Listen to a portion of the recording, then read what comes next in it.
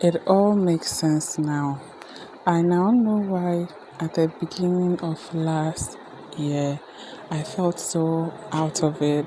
I felt uninspired, unmotivated, and I was actually really scared for what 2025 had in store for me.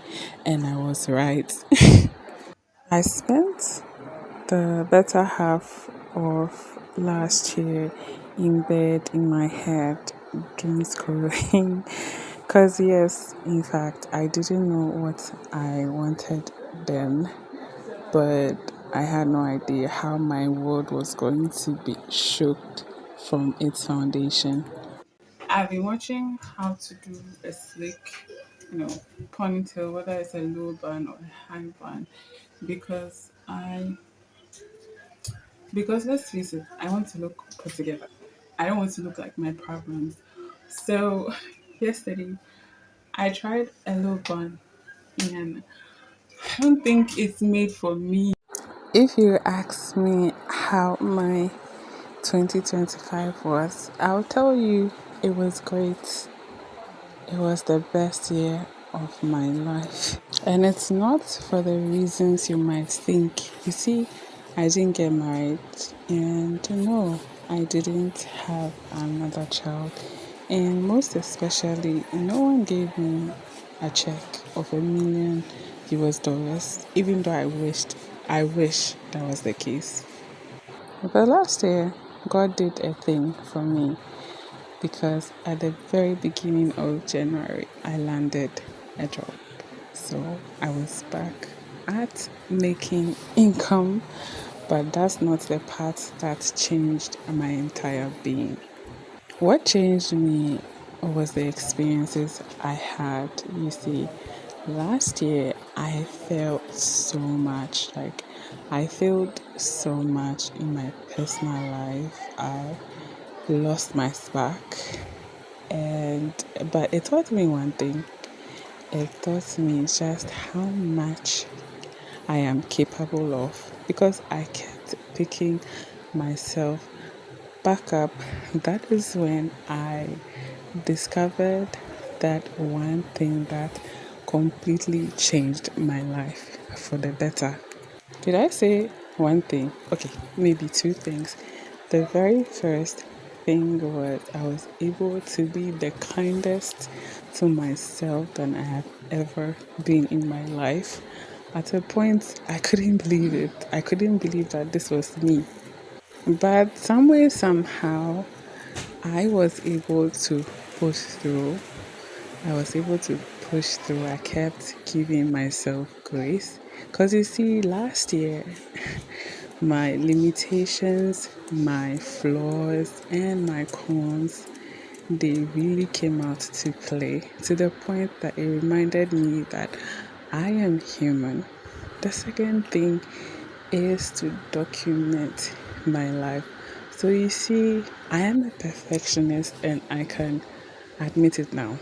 I have been waiting for my life to be aesthetically pleasing or to be Instagram worthy before I started living and hence documenting my life.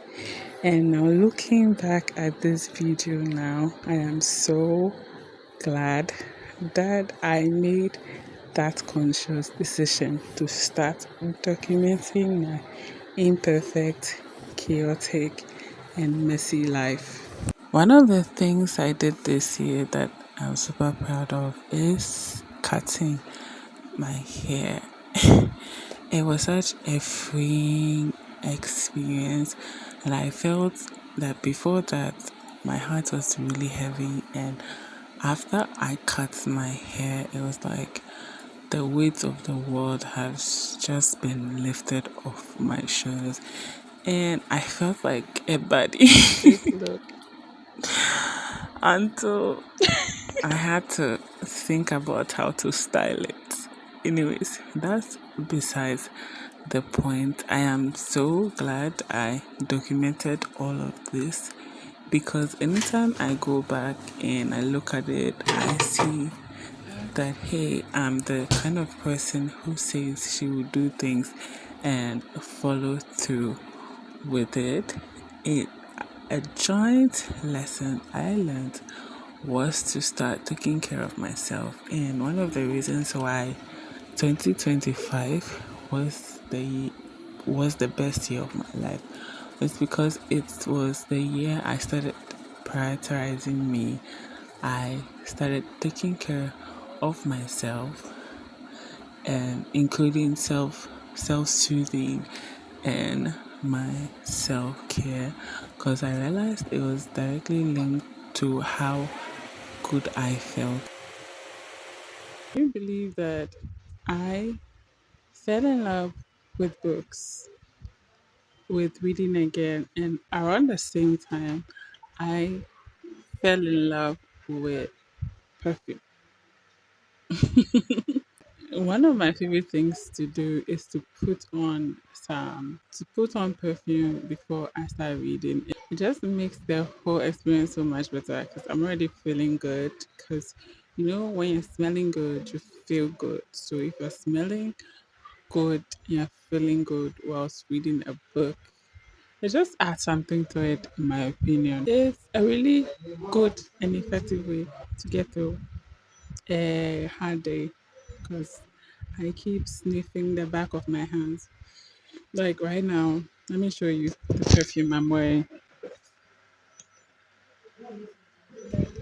I am wearing this mini perfume, and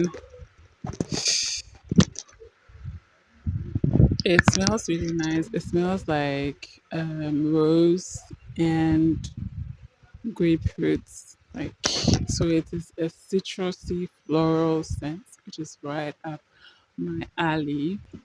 I don't know. I just love it. That's all. I love it.